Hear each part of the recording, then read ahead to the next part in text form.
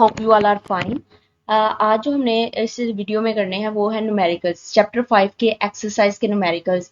तो आपने इसको साथ साथ समझना है और साथ साथ अपने नोट्स बनाने हैं। Okay, let's start. Okay, question number 1 है कन्वर्ट्स द फॉलोइंग यूनिट्स। इसमें इसका ए पार्ट है 850 millimetre of mercury to ATM, यानी हमने 850 मिलीमीटर ऑफ मर्करी को कन्वर्ट करना है एटीएम में। ओके, तो सबसे पहले अगर हम इसकी बात करें तो आपको पता है कि आपने स्टैंडर्ड एटमॉस्फेरिक प्रेशर में पढ़ा था कि 750 ऑफ मिलीमीटर ऑफ मर्करी जो है वो इक्वल होता है एटीएम के। तो हम राइट करेंगे कि 760 millimetre of mercury is equal to 1 ATM. ठीक है, अब यहाँ पर हमें सबसे पहले 1 मिलीमीटर ऑफ मर्करी की वैल्यू फाइंड करेंगे। फॉर एग्जाम्पल, अगर मैं आपको एग्जाम्पल दूं, जैसे कि अगर आपके पास अगर एक डजन की वैल्यू हमारे पास 84 है, तो अगर 1 बनाना की हमने वैल्यू फाइंड करनी हो तो क्या करेंगे? ठीक है, हम जो भी हमारे पास एक डजन की जो वैल्यू 84 है उसको हम डिवाइड करेंगे 12 से, तो हमारे पास 1 की वैल्यू आ जाएगी। सेम इसी तरह हमने क्या करना है, 1 मिलीमीटर ऑफ मर्करी की जो वैल्यू जो है वो हमने फाइंड करनी है। तो यहाँ पर जो 760 है वो दूसरी तरफ जाकर क्या हो जाएगा, डिवाइड हो जाएगा। तो हमारे पास 1 millimetre of mercury is equal to 1 divided by 760 ATM के इक्वल हो जाएगा। अब यहाँ पर क्वेश्चन क्या पूछा हुआ है कि 850 मिलीमीटर ऑफ मर्करी को हमने एटीएम में कन्वर्ट करना है। ठीक है, हमारे पास 1 मिलीमीटर ऑफ मर्करी की वैल्यू आ गई, तो हम सिंपल क्या करेंगे, 850 को दोनों साइड पे मल्टीप्लाई कर देंगे, तो हमारे पास क्या आ जाएगा, आंसर आ जाएगा, that is 1.12 ATM. Okay, move to the next question. इसका बी पार्ट है कि 2,05,000 पास्कल को हमने कन्वर्ट करना है एटीएम में। अब यहाँ पर देखिए क्वेश्चन में पास्कल और एटीएम का रिलेशन पूछा हुआ है। ठीक है, कि हमने इतने पास्कल को एटीएम में कन्वर्ट करना है। तो आपने स्टैंडर्ड एटमॉस्फेरिक प्रेशर में पढ़ा था, एक वैल्यू आपने याद की थी, उसको जरा रिकॉल करें। उसमें आपने पढ़ा था कि 101,325 पास्कल जो है वो हमारे पास 1 एटीएम के इक्वल होता है। ठीक है, अब यहाँ पर सेम उसी तरह जिस तरह आपने क्वेश्चन नंबर 1 के ए पार्ट में किया कि 1 मिलीमीटर ऑफ मर्करी की वैल्यू फाइंड की थी, तो यहाँ पर आपने 1 पास्कल की जो वैल्यू है वो फाइंड करनी है। तो किस तरह फाइंड करेंगे कि 1 pascal is equal to 1 divided by 101,325 आ जाएगा, यानी हमारे पास 101,325 जो है वो दूसरी साइड पे आकर क्या हो जाएगा, डिवाइड हो जाएगी, तो हमारे पास 1 पास्कल की वैल्यू आ जाएगी। उसके बाद हमने 2,05,000 पास्कल को एटीएम में कन्वर्ट करना था, तो सेम उसी तरह हम क्या करेंगे, 2,05,000 को दोनों साइड पे मल्टीप्लाई करेंगे, तो हमारे पास क्या आ जाएगा, आंसर आ जाएगा, that is 2.20 ATM. Okay, move to the next question. Question number 1 का जो थर्ड पार्ट है वो है हमारे पास 560 torr to centimetre of mercury, यानी 560 टार को हमने सेंटीमीटर ऑफ मर्करी में कन्वर्ट करना है। तो आपको एक वैल्यू पता होगी कि 1 टार जो है वो हमारे पास इक्वल होता है 1 मिलीमीटर ऑफ मर्करी के। ठीक है, तो अगर हमारे पास 1 टार 1 मिलीमीटर ऑफ मर्करी के इक्वल है, तो हमारे पास 560 टार कितने मिलीमीटर ऑफ मर्करी के इक्वल होगा? तो हम सिंपल क्या करेंगे, 560 को दोनों साइड पे मल्टीप्लाई करेंगे, तो हमारे पास वैल्यू आ जाएगी 560 मिलीमीटर ऑफ मर्करी। ठीक है, लेकिन यहाँ पर ऊपर क्वेश्चन देखिए, ऊपर क्वेश्चन में पूछा हुआ है कि 560 टार को सेंटीमीटर ऑफ मर्करी में कन्वर्ट करना है, नॉट मिलीमीटर ऑफ मर्करी में। तो आपको पता है कि 1 सेंटीमीटर में हमारे पास 10 मिलीमीटर होते हैं। ठीक है, और आपने मैथ में एक रूल पढ़ा था कि हमारे पास जो छोटी वैल्यू होती है उसको हमने किसी लार्जर वैल्यू में या किसी लार्जर यूनिट्स में कन्वर्ट करना हो तो हमेशा हम डिवाइड करते हैं। तो यहाँ पर हमने मिलीमीटर जो कि एक स्मॉल यूनिट है उसको हमने कन्वर्ट करना है एक लार्ज यूनिट सेंटीमीटर में। ठीक है, तो स्मॉल को जब लार्ज यूनिट में कन्वर्ट करते हैं तो हमेशा डिवाइड करते हैं। तो हम क्या करेंगे, 560 को हम डिवाइड करेंगे 10 से, तो हमारे पास आंसर आ जाएगा 56 centimetre of mercury. Okay, move to the next question. 1.25 ATM to pascal, यानी 1.25 एटीएम को हमने पास्कल में कन्वर्ट करना है।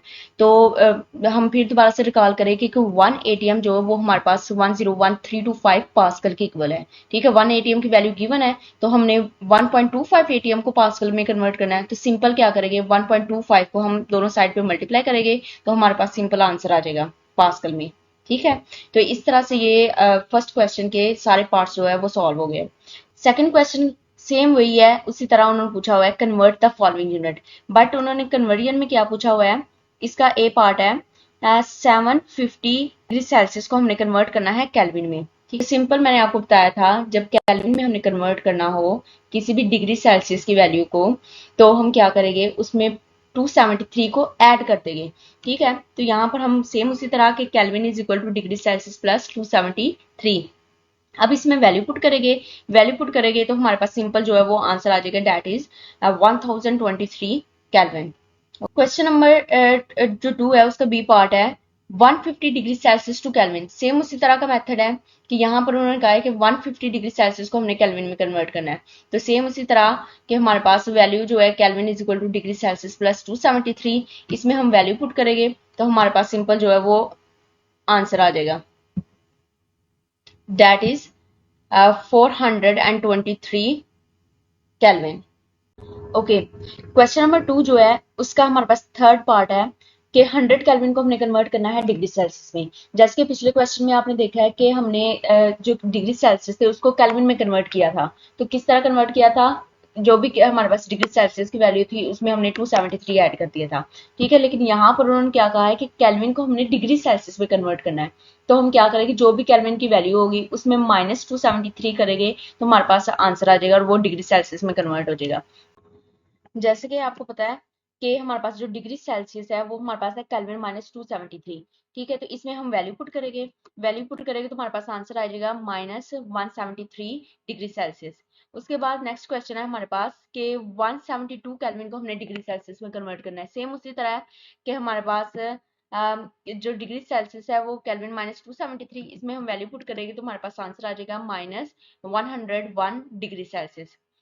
नेक्स्ट क्वेश्चन हमारे पास क्वेश्चन नंबर 3 है हमारे पास, a gas at pressure 912 millimetre of mercury has volume 450 centimetre cube. हमारे पास एक गैस है, उसका प्रेशर जो है वो 912 मिलीमीटर ऑफ मर्करी है और वॉल्यूम क्या है हमारे पास 450 सेंटीमीटर क्यूब। नेक्स्ट पूछा क्या हुआ है, what will be its volume at point 4 ATM. उन्होंने कहा हुआ है कि वॉल्यूम क्या होगा 4 एटीएम पे। ठीक है, तो आपने ये बात याद रखनी है कि जो अगर हमारे पास स्टेटमेंट जो भी कोई भी न्यूमेरिकल होगा उसमें जो फर्स्ट प्रेशर दिया होगा, जो भी प्रेशर वो हमारे पास P1 वैल्यू होगी और जो बाद में प्रेशर बताया होगा वो P2 की वैल्यू होगी। इसी तरह हमारे पास जो फर्स्ट में हमारे पास वॉल्यूम आएगा वो V1 की वैल्यू होगी और जो बाद में वॉल्यूम आएगा वो हमारे पास V2 की वैल्यू होगी। ठीक है, इसी तरह हमारे पास अगर किसी स्टेटमेंट में टेम्परेचर गिवन है तो फर्स्ट वैल्यू हमारे पास T1 और बाद में जो वैल्यू होगी टेम्परेचर की वो हमारे पास V2 की वैल्यू होगी। इसमें यहाँ पर देखिए उन्होंने प्रेशर दिया हुआ है हमारे पास 912 मिलीमीटर ऑफ मर्करी, लेकिन उन्होंने क्वेश्चन में पूछा हुआ है कि what will be its volume at 0.4 ATM, यानी 0.4 एटीएम जो प्रेशर है उस पर हमारे पास वॉल्यूम क्या होगा। अब यहाँ पर आपको आपको मैथ का भी पता है कि जब मैथ में भी आप कोई क्वेश्चन सॉल्व करते हो तो उसमें हमारे पास जो यूनिट है वो सेम होना चाहिए। ठीक है, तो इसी तरह हमारे पास अगर एटीएम है तो ये हमारे पास ये प्रेशर है, ये एटीएम में वैल्यू गिवन है और यहाँ पर हमारे पास प्रेशर जो वो मिलीमीटर ऑफ मर्करी में है। अब किसको हमने किस में कन्वर्ट करना है वो देखिए, यहाँ पर उन्होंने पूछा हुआ है कि वॉल्यूम जो है वो 0.4 एटीएम पे कितना वॉल्यूम होगा। ठीक है, इसका मतलब हम ये एटीएम की वैल्यू को चेंज नहीं कर सकते, हमने ये जो मिलीमीटर ऑफ मर्करी है उसको हमने कन्वर्ट करना है, एटीएम में कन्वर्ट करना है। ठीक है, तो हम गिवन डाटा की बात करें तो P1 हमारे पास है 912 मिलीमीटर ऑफ मर्करी। ठीक है, अब इसको हमने एटीएम में किस तरह कन्वर्ट किया, जैसे कि आपको पता है कि हमारे पास 1 एटीएम जो इक्वल होता है हमारे पास 760 मिलीमीटर ऑफ मर्करी। ठीक है, तो अब जो 760 मिलीमीटर ऑफ मर्करी वो एक स्मॉल यूनिट है और जब भी स्मॉल यूनिट को किसी लार्ज यूनिट में कन्वर्ट करते हैं तो हमेशा डिवाइड करते हैं। तो यहाँ पर इसको मिलीमीटर को एटीएम लार्ज यूनिट में कन्वर्ट करने के लिए मैंने डिवाइड कर दिया 760 से, तो हमारे पास जो P1 की वैल्यू आ जाएगी वो हमारे पास 1.2 एटीएम आ जाएगी। ठीक है, P2 और V1 की हमारे पास वैल्यू गिवन है। उसके बाद हमारे पास फाइंड क्या करना है, V2 की वैल्यू फाइंड करना है। जैसे कि आप डाटा से देखिए यहाँ पर प्रेशर और वॉल्यूम का रिलेशन है, जब प्रेशर और वॉल्यूम के रिलेशन हमारे पास बॉयल्स लॉ में अप्लाई होता है। ठीक है, तो हम इसका मतलब यहाँ पर हम बॉयल लॉ अप्लाई करेंगे। सोल्यूशन की अगर हम बात करें तो हमारे पास बॉयल लॉ के अकॉर्डिंग हमारे पास P1 V1 is equal to P2 V2, यहाँ पर हमने वैल्यू फाइंड करनी है V2 की। अब यहाँ पर देखिए P2 V2 से मल्टीप्लाई हो रहा है तो P2 को हम क्या करेंगे दूसरी साइड पर लेकर जाएंगे, तो यहाँ पर मल्टीप्लाई हो रहा है तो दूसरी तरफ पे जाकर क्या हो जाएगा वो डिवाइड हो जाएगा। तो हमारे पास V2 इज इक्वल हो जाएगा P1 V1 divided bye P2। इसमें अगर वैल्यू पुट करें तो हमारे पास आंसर आ जाएगा 1350 सेंटीमीटर क्यूब और इसमें इसका रिजल्ट भी यही होगा, the volume of gas V2 at 0.4 ATM will be 15 centimetre cube. Question number 4 है, a gas occupies the volume of 800 centimeter cube at 1 atm. what will be its pressure in millimeter of mercury when it is allowed to expand up to 1200 centimetre cube. उन्होंने कहा है कि एक gas है उसका volume जो है वो 800 सेंटीमीटर क्यूब है, यानी V1 इनिशियल वॉल्यूम हमारे पास 800 सेंटीमीटर क्यूब है और इनिशियल प्रेशर जो है वो हमारे पास 180 एम है। पूछा क्या हुआ है कि अगर हम गैस को एक्सपैंड कर दे, यानी गैस का वॉल्यूम इंक्रीज कर दे 1200 सेंटीमीटर क्यूब, तो उसका प्रेशर क्या होगा, और वो प्रेशर किस में होना चाहिए, मिलीमीटर ऑफ मर्करी में होना चाहिए। यानी हमारे पास जो भी हम प्रेशर की वैल्यू फाइंड करेंगे वो मिलीमीटर ऑफ मर्करी में होनी चाहिए। इसका मतलब है यहाँ पर प्रेशर एटीएम में है और यहाँ पर हमने जो फाइंड करना है वो मिलीमीटर ऑफ मर्करी में है। इसका मतलब जो 1 एटीएम है उसको हम कन्वर्ट करेंगे मिलीमीटर ऑफ मर्करी में। तो किस तरह कन्वर्ट करेंगे, आपको पता है P1 यहाँ पर हमारे पास है 1 एटीएम, ठीक है। तो इसको हमने मिलीमीटर में कन्वर्ट करना है। क्यों मिलीमीटर ऑफ मर्करी में कन्वर्ट करना है, क्योंकि जो हमने उन्होंने पूछा हुआ है प्रेशर वो मिलीमीटर ऑफ मर्करी में पूछा हुआ है, इसलिए हम 1 एटीएम को भी कन्वर्ट कर लेंगे मिलीमीटर ऑफ मर्करी में। तो 1 एटीएम हमारे पास 760 मिलीमीटर ऑफ मर्करी के इक्वल होता है। V1 और V2 की वैल्यू हमारे पास गिवन है। फाइंड हमने क्या करना है, P2 की वैल्यू फाइंड करनी है, ठीक है। तो यहाँ पर भी वॉल्यूम और प्रेशर का रिलेशन है, इसका मतलब यहाँ पर भी बॉयस लॉ अप्लाई होगा। तो बॉयस लॉ अप्लाई करेंगे तो हमारे पास P1 V1 is equal to P2 V2, और यहाँ पर हमने P2 की अब वैल्यू फाइंड करनी है। जब P2 की वैल्यू फाइंड करनी है तो जो V2 है वो दूसरी तरफ जाकर क्या हो जाएगा, डिवाइड हो जाएगा। तो हमारे पास P2 इज इक्वल हो जाएगा P1 multiply V1 divided bye V2। अब इसमें वैल्यूज पुट करें तो हमारे पास आंसर आ जाएगा 506 मिलीमीटर ऑफ मर्करी, ठीक है। तो यहाँ पर देखिए, यहाँ पर जो आंसर आ रहा है वो मिलीमीटर ऑफ मर्करी में आया है, और यहाँ पर जो P1 की वैल्यू हमने पुट की है वो हमारे पास 760 मिलीमीटर ऑफ मर्करी की है। हमने 1 एटीएम यहाँ पर जो वैल्यू है वो पुट नहीं की। क्यों नहीं पुट की, क्योंकि हमारे पास जो प्रेशर हमने फाइंड करना है वो मिलीमीटर ऑफ मर्करी में होना चाहिए, इसलिए हमने मिलीमीटर ऑफ मर्करी वाली जो वैल्यू है वो उसमें पुट की है, तो हमारे पास ये आंसर आ जाएगा, ठीक है। तो हम रिजल्ट में भी यही लिखेंगे, when volume of gas is allowed to expand, जब हमने जो गैस का वॉल्यूम उसको हमने एक्सपैंड किया तो हमारे पास प्रेशर क्या आ जाएगा, 506 मिलीमीटर ऑफ मर्करी।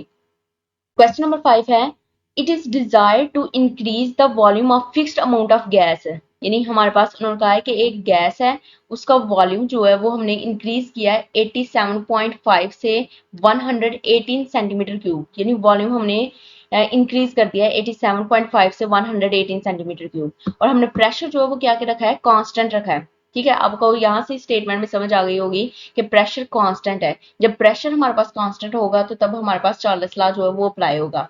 नेक्स्ट पूछा हुआ है, what would be this final temperature, final temperature यानी T2 जो है वो हमें फाइंड करना है, और इनिशियल यानी T1 की वैल्यू हमारे पास गिवन है जो कि हमारे पास 23 डिग्री सेल्सियस है, ठीक है। तो गिवन डाटा हमारे पास है V1 that is 87.5 centimetre cube, V2 हमारे पास 118 सेंटीमीटर क्यूब, T1 जो है वो हमारे पास 23 डिग्री सेल्सियस है। अब इसको हमने केल्विन में क्यों कन्वर्ट किया, जब मैंने आपको चार्ल्स लॉ पढ़ाया था तब मैंने आपको बताया था कि जो चार्ल्स लॉ है वो सिर्फ और सिर्फ जो है वो केल्विन स्केल के लिए एप्लीकेबल है, ठीक है। वो डिग्री सेल्सियस के में हमारे पास वेरिफिकेशन उसकी नहीं होती, ठीक है। इसलिए हम जब भी न्यूमेरिकल सॉल्व करेंगे तो हम टेम्परेचर को केल्विन में कन्वर्ट करेंगे, देन फिर उसको सॉल्व करेंगे, ठीक है। तो यहाँ पर हमारे पास जो टेम्परेचर है T1 वो 23 डिग्री सेल्सियस है, उसमें हम 273 ऐड कर देंगे तो वो हमारे पास केल्विन में वैल्यू आ जाएगी, ठीक है। अब हमने फाइंड क्या करना है, final temperature that is T2 temperature हम फाइंड करेंगे। तो यहाँ पर हमारे पास चार्ल्स लॉ अप्लाई होगा, तो हमारे पास चार्ल्स लॉ क्या है, V1 divided by T1 is equal to V2 divided bye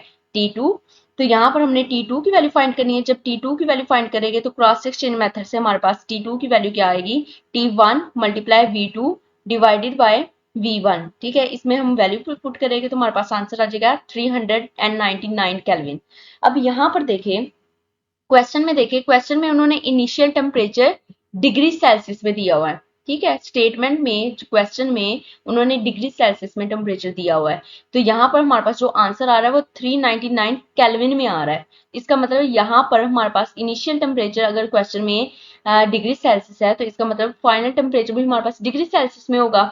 तो इसको हम क्या करेंगे, इसको हम डिग्री सेल्सियस में कन्वर्ट करेंगे। किस तरह कन्वर्ट करेंगे, degree Celsius is equal to kelvin minus 273, इसमें वैल्यू पुट करेंगे तो हमारे पास आंसर आ जाएगा दैट इज 126 डिग्री सेल्सियस, ठीक है। तो यहाँ पर रिजल्ट में भी हम ये लिखेंगे कि उसका जो फाइनल टेम्परेचर है वो हमारे पास 126 डिग्री सेल्सियस आ जाएगा।